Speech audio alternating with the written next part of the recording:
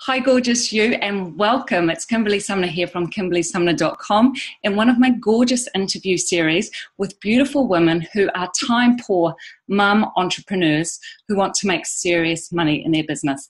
And today I am interviewing the most beautiful Donna Jones from The Design Option and also from Design Success.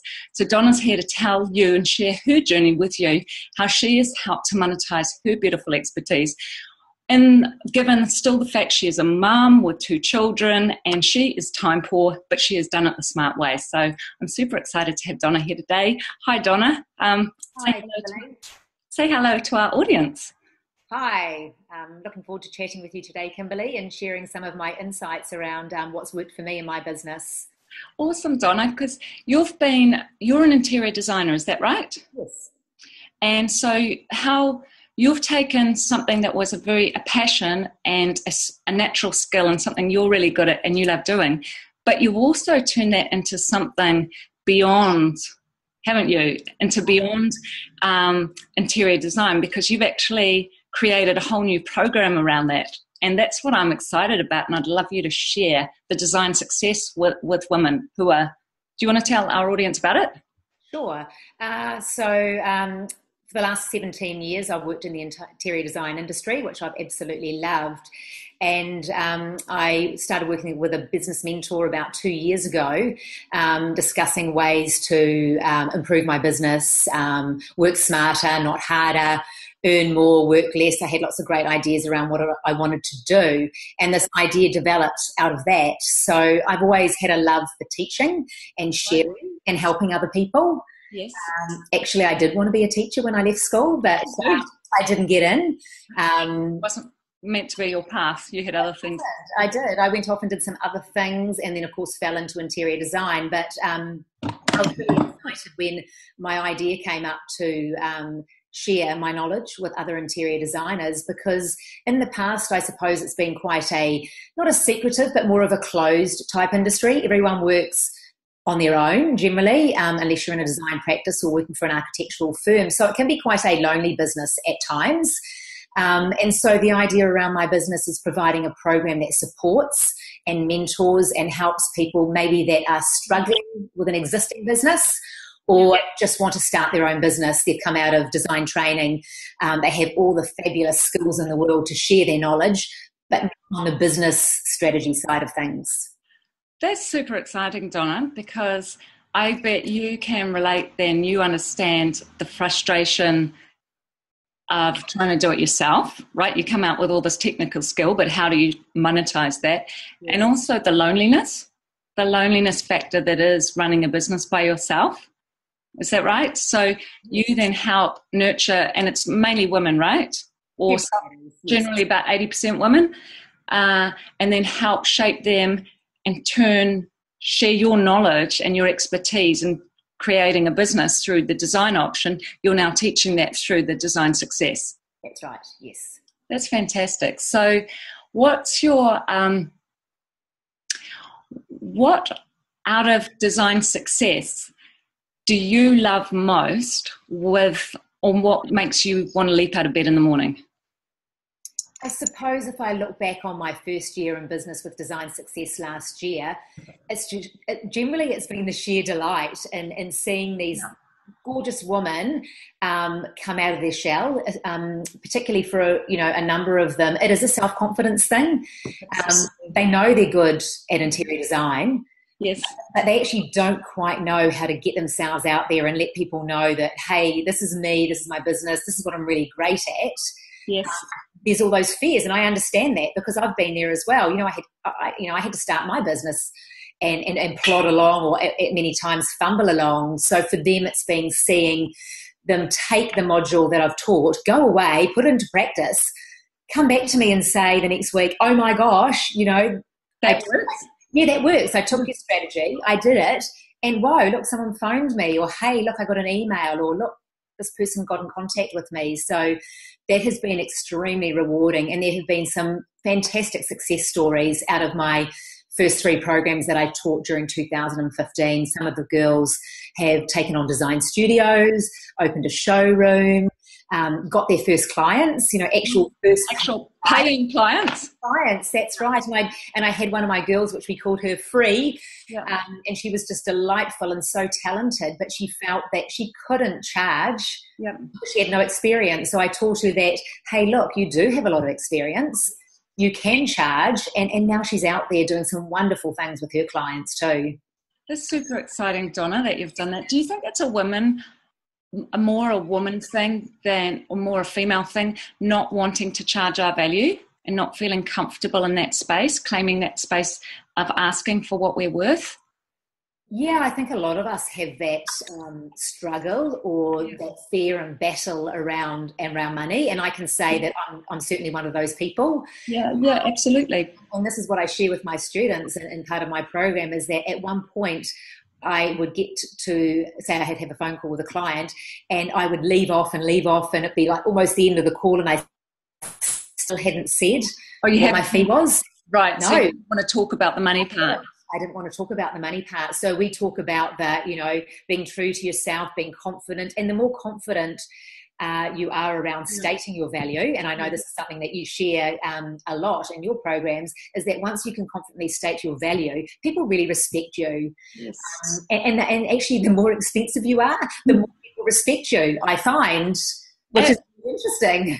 But it is a journey raising your fees, right? And I bet I can see you get a whole lot of delight from being able to share your learnings through your own struggle and then teaching that. Because it is our own struggle. We all working on where we've got blocks around expressing our worth and then claiming our full value, right? Exactly. Yeah. And it's not naturally inherent or to us, when you come out with a skill, how to monetize that well and how to claim the value. You know what you're doing, but it's getting the clients, it's communicating the value, it's asking for the value. It's then, I bet that must be really helpful for your students.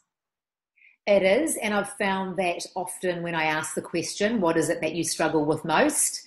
It is often around charging. Right. Interesting. Yes, it's like, what do I charge? How do I charge? It is a very important module that I teach during the program. Do you find that your students, are you moving them into how do they put together value packages for their clients versus that whole dollars per hour model, which doesn't serve women very well? Is that where you're coaching your clients in? Yes, so I had always charged myself out on an hourly rate. Yes. I thought it was the simplest and easiest way. Before you knew better. Before I knew better, that's right. And once I started working with a business coach, this was part of the strategy, was to make things simpler for myself and for my clients. It did actually take me quite some time to get my head around it. Yep. And I did keep saying, the next client I will charge a package, the next client I will charge a package. And it's really interesting because once I actually created the packages and presented them to my clients, it was amazing the relief you could see when you actually gave them a fixed price. Right. So they took the guesswork out of it, right? It does because they may be wondering how long you might take to do something. Yes. If they ask you to go and find a particular product for them, they don't know whether it's going to take you 10 hours or 2 hours. Right, so presenting a complete solution is a win-win. It serves the client best and makes you more comfortable and your clients more comfortable with really how they're presenting their services for their true worth. Absolutely. It does really, really simplify the process. Yes. It gives your client peace of mind. It stops all of the distractions around what do I charge, what's the value of X, Y, and Z. Yes, absolutely. And I love it how you've had a coach and you believe in the coaching process and you're coaching. I think it's just one of those things that when you have a desire, so you need that desire, right? But when you have a desire to lift your game and share your light with more of the world doing what you do well, you need to monetize that and bring in the money that's going to be that vehicle to enable that. But we've all got our money blocks, right? And we've all got the things we're working with. So it's so neat to bring on board, and you've had the benefit from yourself of someone helping you and coaching you along that journey. And now you're helping your students. That's really cool. Uh, Sometimes it's hard to say, I need help. yeah. Is that's an interesting one, isn't it, Donna, for women as well? I need help Yes. in all aspects, in our family, with our children, with business, with partners, asking for help, right? I'm learning to ask for help. Good on you. And I know that now when I ask for help, the right people come into my life. And I can just share with you the perfect example, actually, which is just how things work out. And so my business coach has been telling me outsource, which I've been doing more and more of. And after coming back from a lovely 4-week holiday at Christmas, beautiful lifestyle. Wait, you're managing the dream there, Donna. Exactly. But clients had been waiting for me and they knew that I was coming back on the 18th. So it did make for a very, very busy first week back. Gotcha. With also some of the projects then taking on some additional work that made them even busier. So it was really interesting. I got myself into a little panic and thought, oh my gosh, I am a little bit busy again. What am I going to do about it? Yes. And that day I received an email from a delightful lady called Penny who was asking, would you like some help? And so I went back to her and said, yes, you have emailed me on the right day. I was just thinking, can I keep doing this on my own? There are still lots of tasks that I should be outsourcing. Yep. And a really great way to create a job description for a new person is to do all the things that possibly you shouldn't be doing. So I met up with her, and anyway, long story short, she started working for me this week on Tuesday. And she is also going to be now working 2 days a week for me, which is really, really exciting. It means that I can continue to grow and expand my business, providing better service for my clients. Wow, Donna, that's brilliant. Now tell me, how do you, because a lot of people get to a position where they need to be outsourcing. Yes. Do you have any tips for anyone? You've just gone through the interviewing process. What were your criteria for choosing someone? Putting you on the spot there, but there would have been ones that I bet you can share what you learned from it with other people. I think for me, what was really important that the person was easy to talk to, that they also understood obviously interior design. So Penny is doing an interior design diploma at present, so she's really passionate about interior design. Passionate. The communication skills. Presentable, obviously. Yeah, presentable. Well, because that's really important to me. And open to creating opportunities. So for me, it was like I basically said to her, I don't really know what I need you to do. What I need you to do is help me make this easier. And her answer to that was, I'm here to help you and make your business run smoother. Right, I love it. So she gets the business side showing initiative. Yes. And within that, Donna, was there a sense also you trusted your gut as well, whether that was going to be a fit for you with Penny? Yes, I'm learning to trust my intuition. I know. Yeah. So just listening. And then I can tell you the story goes on. So I connected with her. We had a coffee. I thought, yes, you're the right person. This is meant to be. Yep. I went away. And then what happened? The fear barrier came up. Okay. Yeah. Awesome. So it was like, oh my gosh, what have I done? Yes. Am I going to have enough work for her? Yes. Yes. What is she going to think? The chaos possibly that I work in. Will she judge me? Yeah. Gotcha. All those sorts of things came up for me. And so what I did was I've learned now to think, okay, that's okay. She is here to help me and make life easier. And that's part of her role, is for us to work together and create a much better system, business that in the end result provides, like I said, better service for all of my clients. So the interesting thing is that once I made the commitment to employ her and stop worrying about that, possibly could I afford her, would I have enough work to keep her going, I picked up 2 new clients in the next couple of days. Now, I couldn't have taken on those 2 clients. I would have had to tell them, look, I actually can't really take on any more work for at least another month. Okay. But I was actually able to say to them, okay, this is where I'm at the moment. I do have quite a few big projects which are taking up a lot of my time. If you would like to see me, this is how it's going to work. Yes. Knowing that I've got the support now to do all of the back-end processing. Yes. Awesome.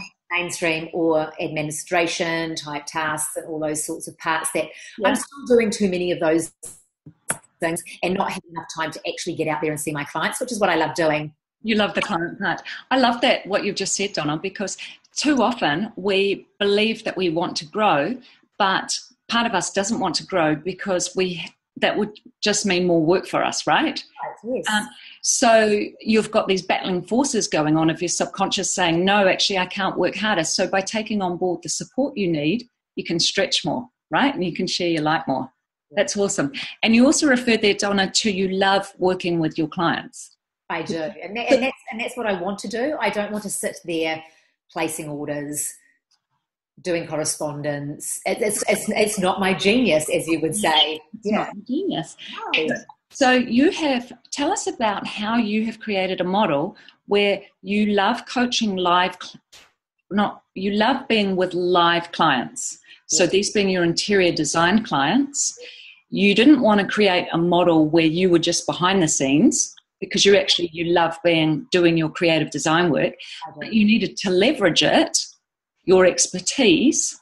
And so from that, you've created a way of monetizing yourself smarter with your own clients. You have high value clients and you give them packages rather than an hourly rate.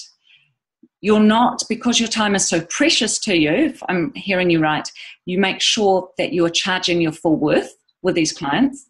You then have your support people and you've leveraged your expertise through creating an online program where you share your expertise. I have. Sounds good. Baby! Yeah. It's pretty exciting, really. It's when I look back on last year, it was a particularly big year, but I could not have done all of what I've done without the support of many people. So by having a business coach to lead me, guide me, make me accountable. Firstly, outsourcing. So I got a VA, my wonderful virtual assistant, Louise, who does all of my current newsletters, Facebook, managing all my content writing. My wonderful other Louise, my second Louise, who does all of my accounts for me. All of that is... Oh, we love that. Oh, it's just brilliant. And then, of course, now having the ability to take on an assistant designer is not something I ever set out to do either. But I'm listening to what's happening out there. She wrote to me, we're getting busy. It's like, do I want to do more of the seeing the clients and connecting with people, which is what I really love to do? Yes, I do. So I needed to outsource more. And that was my opportunity to say, okay, if I want to work less, earn more, work smarter, I need to still get more help. And that's interesting because my business coach did put this to me quite some time ago, and I did put up that barrier and said, no, I'm all good working on my own. Yeah, because those have been your ones, learning to ask for help and huge, yes. The big ones, right? So for all of us, we all reach stages where we hit blocks in ourselves of I should do something or I can't ask for help, and it's just having the support to move through that, right? Yeah, and it's also the money too. I want to bring up the money as well because...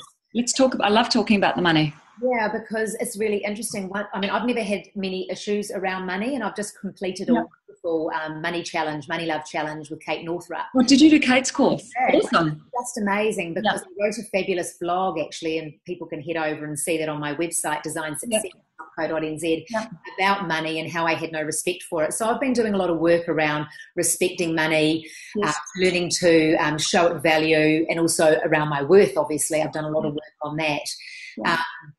But around spending money, okay, so I have no problem generally spending money, buying clothes, buying beautiful homewares and you love beautiful things around you, don't you?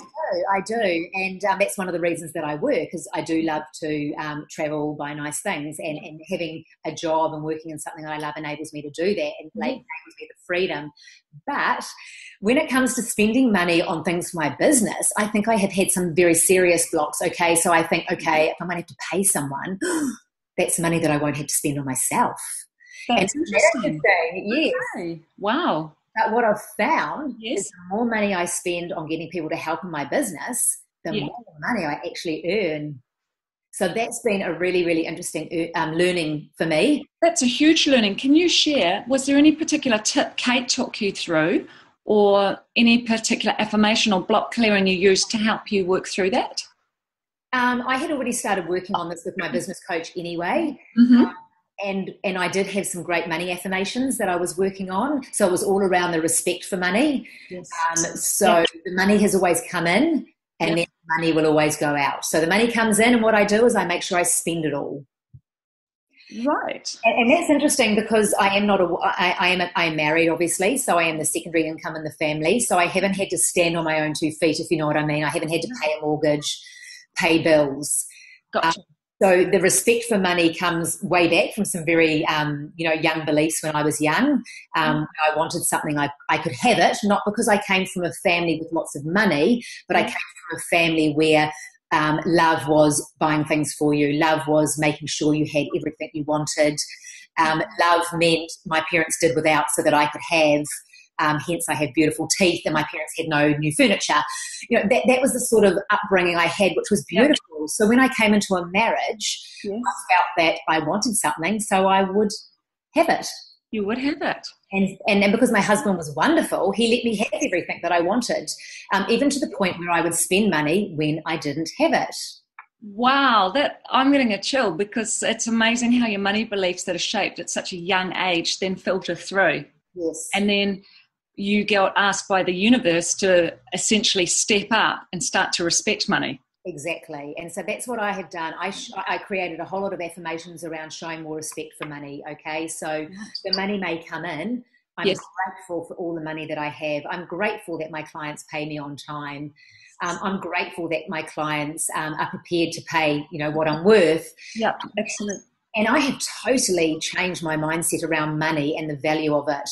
And of course, working on this 21-day challenge has been so exciting. If I had my handbag close by, I would show you that I've put a lovely affirmation inside my wallet. I've written Post-it notes on the money. Yep. I keep money inside my wallet now to show that, if I want to spend it, I choose to. If I choose not to buy something, that's fine. I can continue to leave the money in my wallet.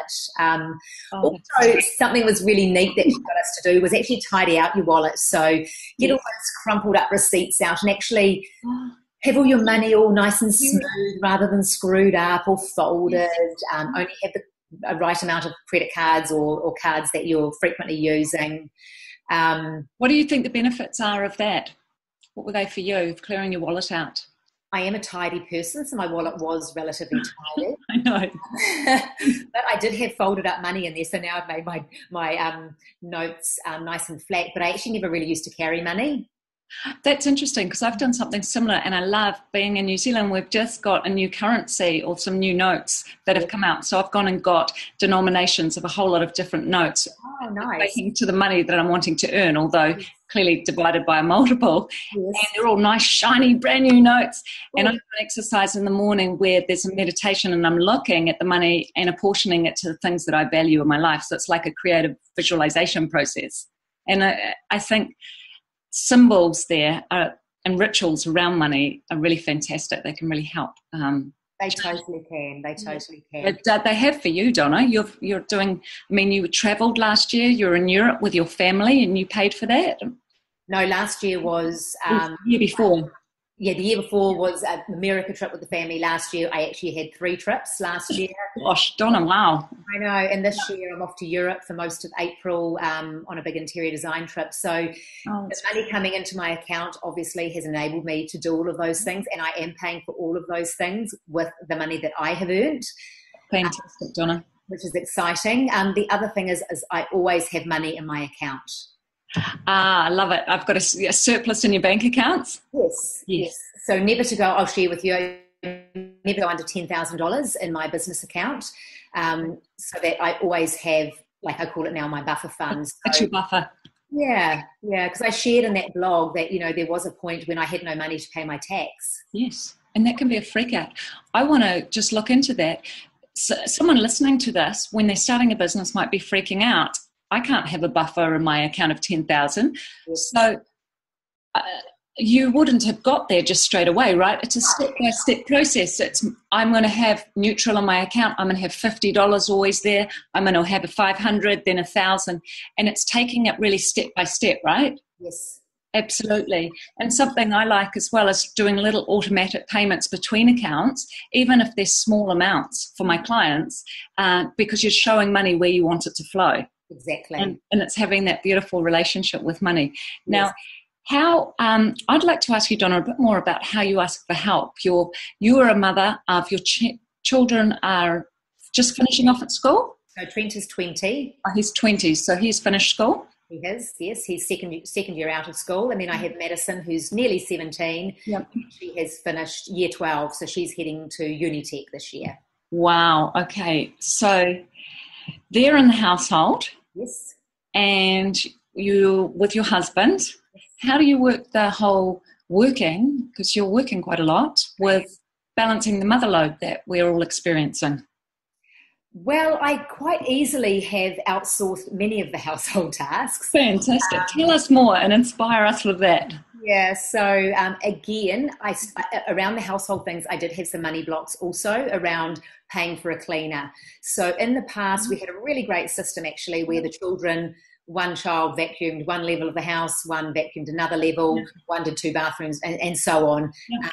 And then we had turns with meals. So we're all adults pretty much in this family. So there's joining in and helping. And I came from a family where we didn't have to do anything really. Wow. Was that weird for you getting your children to help when you didn't?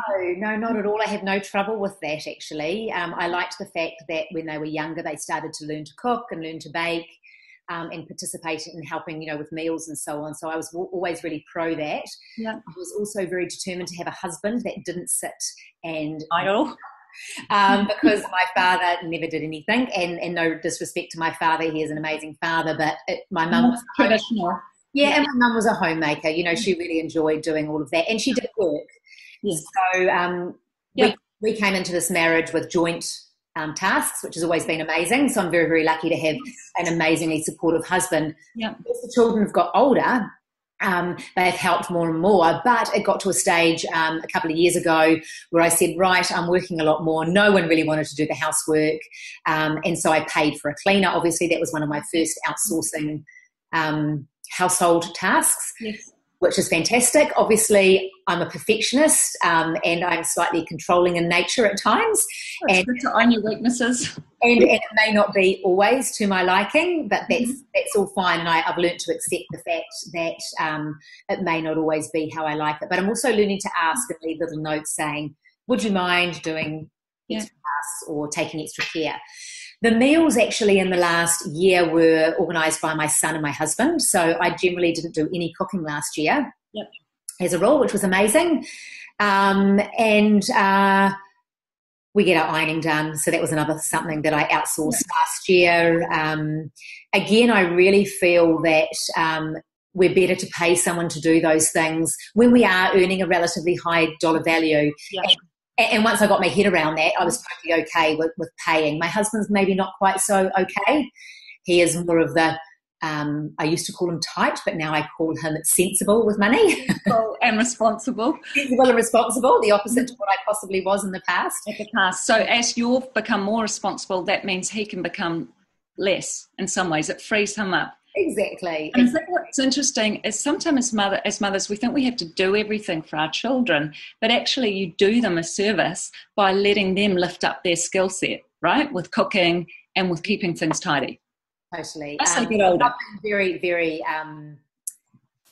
encouraging with my children to participate in household tasks. Yes. So, they wash cars. They've always been helping. So it's part of what I've always told them. It's part of running our household. They don't actually get money to do those sorts of things. It's the part and parcel in our household of food on the table. Food on the table and enabling us to all travel as a family and do all those extra things. If we all pitch in and help, it means that, it makes it easier for all of us. And it helps them, I think, whatever form you're remunerating them, be it pocket money, which is not the case, but they're getting to do some fabulous trips. Yeah. It helps them understand the value of the dollar.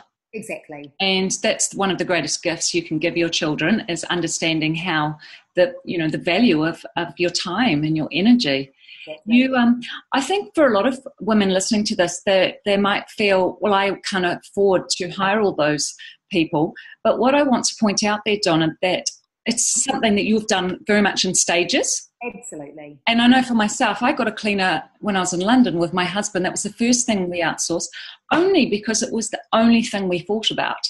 And so we had a cleaner from when we started to having our big major arguments were about cleaning. I realised this wasn't worth it. And both our parents are separated, and so we weren't going to go there. But we would prefer to put money into having a cleaner than something else. So it's really dependent on what your values are, right? Yeah, all your priorities. Your priorities. Right, yes, that's important. But if you want to work, then you are going to have to let go of some of those things that you can't do. You can't do everything. That's right. And you can't bring the dollars in and create a great business and shine your light and inspire your students with trying to get a bathroom cleaned at 11 at night. And do I want to clean the bathroom in reality? No. I would rather go and choose some beautiful fabric to recover a chair. And also, there's something that I'm finding more and more as women, when we allow ourselves to receive abundance and attract it, well, that requires us to energetically be in a certain space. And that energetic space is giving ourselves support and giving ourselves permission to ask for help, right? Exactly. We can't just go, because then we're not in an energetic space to manifest abundance and attract it in through our clients and through the high value clients, because that's what it's about, right? People who value our worth and then connecting in with them. So I've done a lot of work around that as well. So that is something that we touch on in one of the modules around attracting the ideal client. Oh, so any tips that you'd like to share with people here, how you do that? Sure. Yeah. So obviously when you're starting out, you want to say yes to everyone. Yes. Because, fear of lack fear of people not liking you, just actually not being able to say no. Yes. I've struggled with saying the word no. That's something I've had to learn in the last couple of years. So when we delve into working on our ideal clients, we're talking about attracting the people that you want to work with. And often that's a mirror of many aspects of your own personality. And so I find now that I've really fine-tuned who my niche is, what that person looks like, what they want, where they hang out, that they want to pay for a professional to help them. These are the people that generally will pay for a cleaner. These are generally the people that are busy professionals. This is my ideal client. Similar to you, similar values, living a similar lifestyle, right? And want to outsource all of what they might see as the too many decisions, the struggle, the challenges between maybe a couple collaborating on ideas. Say, for instance, a new home or a renovation, it's like bringing in that expert that they can say, okay, you're the expert, what do we do? Absolutely. So working with my ideal client has been something I've fine-tuned over the last 18 months. And so what I'm, like you say, energetically attracting all of the time now are those types of people. So that the more people that I work with that are, one, a busy professional that wants to outsource, that has a disposable income, that loves beautiful things, that isn't prepared to do the legwork themselves, that wants someone that is going to do all of that for them. Exactly. So the more of those sorts of people that I work with, the more friends generally that they have, and so my clients are becoming my walking advertisements, really. And that's how it works for me pretty much each and every week. A client comes and they are generally 99.9% of the time they are a referral, but what I'm learning to do is actually qualify those leads now as well. Right. So how do you do that, Donna? So I'm obviously in the position that I've grown my business now, there's that I can, leverage and be a little bit more selective about who I work with. So I want to understand, do they just want me to choose an exterior colour? Because maybe that is not what I want to do at the moment. Yep. And you could cross-refer in that case, right? Exactly. And that's where having my new assistant designer, we can be outsourcing that type of work to her as she gets more and more comfortable with the role. Or I can refer them on to someone else. Yes. But it's actually establishing, is this my ideal client? Because for me, I really want to work with the people on the projects where I start and I go right through to completion. Right. And so you're offering the whole package. Yeah. And that has been a lot of work and fine-tuning, and it is something that as your business grows, you're going to be able to develop. But you really need to know who that ideal client is right at the beginning, because you want to be marketing to them, either through your newsletters, through your social media channels. And that's what I teach. I teach a module on social media. So we talk about finding the right channels to market to the people so you get the right people contacting you. I'm entirely in agreement, although I do find for many people, there is a period where you're working out who your ideal client is. Sure. And part of that is a surrender to who you are, isn't it? Good business comes when you've done your own personal development and you're far more comfortable in your own skin rather than being a banana trying to be an apple sort of thing, right? Exactly. And you are clearly just so much more comfortable in your skin, and as a result, feeling really comfortable attracting ideal clients who are a perfect match to your values and embody what's important to you, right? Exactly. And it's really interesting because in the program that I taught last year, sometimes what happens with the ladies is they come in with a set vision of who they might want to be or what the branding or the messages for their business. And that actually might change and evolve throughout the program time, 10 weeks that they're with me. Right. And another idea or concept might come up, or they might think of another way that they could possibly package their services that would fit for them. Exactly. And like you say, you might start off doing something. We need not be fearful that what we start with, it couldn't actually change along the journey. Yes, we can pivot anytime. We can change our minds, right? Exactly.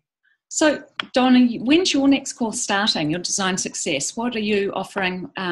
Or if people want to get in touch with you, what's going on for you, and what spaces do you have available for people to connect with you and do that lovely 10-week Design Success program? So really exciting. It's starting next week. Oh, right. Okay. Yes. So I'm running an online and in-person program at the same time this year. Yep. So next Wednesday, the 10th, running from 10 till 12 in the morning. We run out of the wonderful Home Ideas Centre in Parnell, which is a beautiful design space, which is perfect for my clients. And then on the Thursday, I run my online program, which we run through Zoom, which is absolutely how we doing? Yeah, which is amazing. And that starts next Thursday, as I said, running from 10 till 11:30, a little bit shorter because there's no rushing off to the toilet breaks and morning tea breaks on that. But I'll just share with you the difference between working on an online and in-person program, because we're not even having to leave our homes to have this wonderful call here today. Amazing, right? It's amazing. And so I love Zoom for that reason, that my online ladies last year, when I created the online program, it was to reach those people that couldn't come to my programs in Auckland.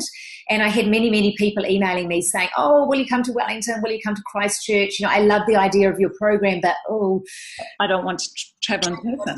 And so I did develop this. It's exactly the same content, but all I do is teach it online. So it was really exciting to connect with these women. I had them in Christchurch, Whangarei, and one actually went back to Canada during the program. So she was able to take that. Yeah, still join us on the program. She didn't miss a session during those 10 weeks, which was just amazing. We could never have done that if she was attending an in-person program. So like I say, it's exactly the same content, but we're meeting each week online. And the friendships and connections have been just as strong as if you were meeting in person. So I'm really excited about the online program and developing that further throughout this year. Donna, does that mean, so anyone watching this, anywhere in the world, they could be anywhere in the world. They don't need to be in New Zealand, right? So let's just qualify. They can be in Canada, as one of your clients is. They can be in the States. They can be in Australia. They can be in England or anywhere through Europe. You are talking in English as your first language, but other than that, that's the only criteria, and they need to connect over Zoom, which is a wonderfully easy application, right? It is, yes. It's great, yeah. So, of course, all our sessions are recorded, so if you do miss a session or if you are on a different time zone, that's the reason the sessions are recorded, so that you can be sent the recording to listen to afterwards. Wow, I'm super impressed, Donna. Just because here's a question. After these ones starting next week, when are you waitlisting people? Do you have a sense of when you're running the following one? Yes, so I will run an in-person and online program. Generally, they start in July, so I will be setting the dates for the next intake very soon.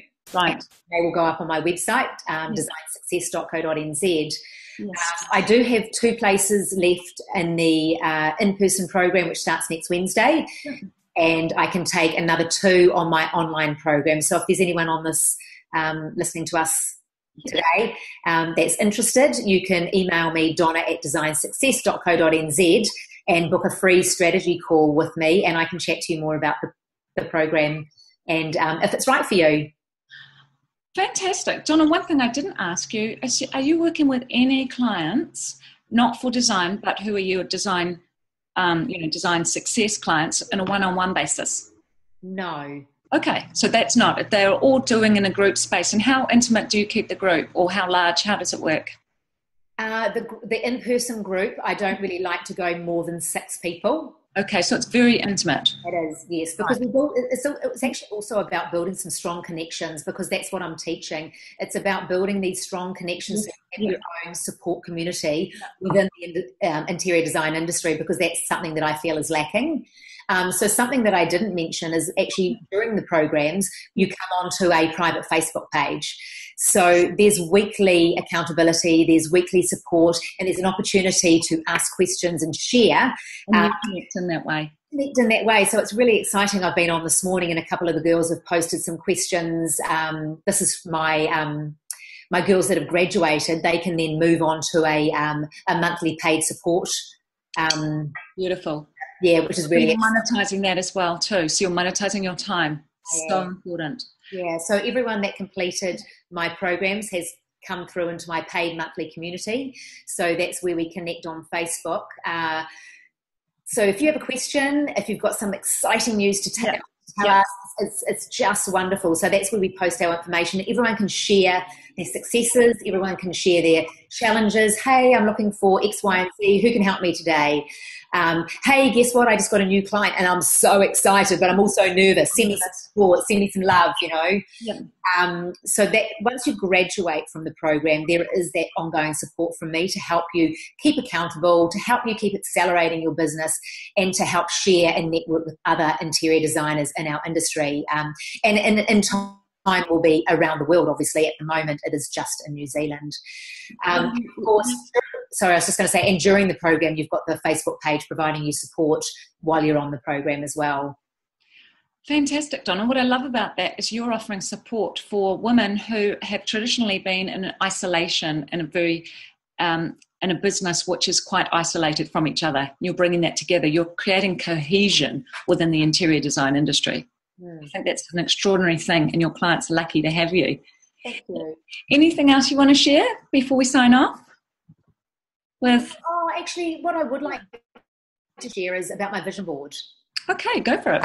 Yeah, because I have done a lot of personal development in the last couple of years, and I created a vision board, which was really interesting. So that sat in my office, just to the left-hand side of my desk, and I would look at it each morning, visualizing all of the things that were on my vision board. So there were things like a flash car, big diamond ring, diamond watch, lots of inspirational words, travel, all of the things that I would have loved to have had or created, around health and fitness, all those sorts of things. And what's been really interesting is that pretty much all of those things have happened.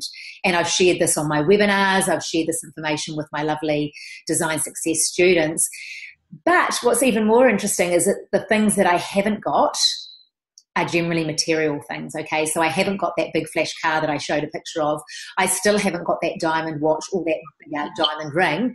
But I actually don't want those anymore. I was wondering if you would say that, Donna, or if you would. You've found something actually truer, isn't it?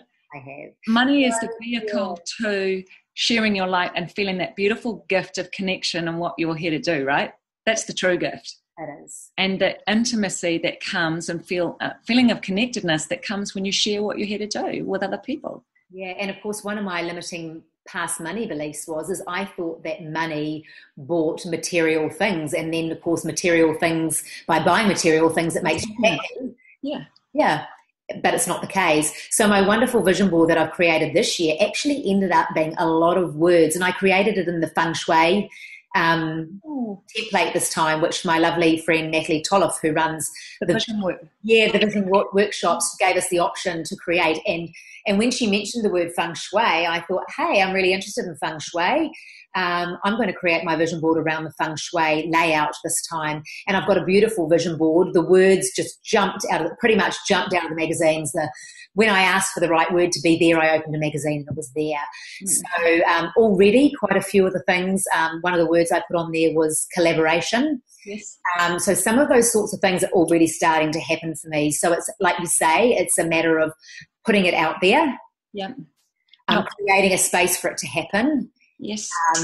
not worrying about the how, which is something that I used to do. How am I going to make it happen? I don't worry about the how anymore. What I do is I ask, Yeah.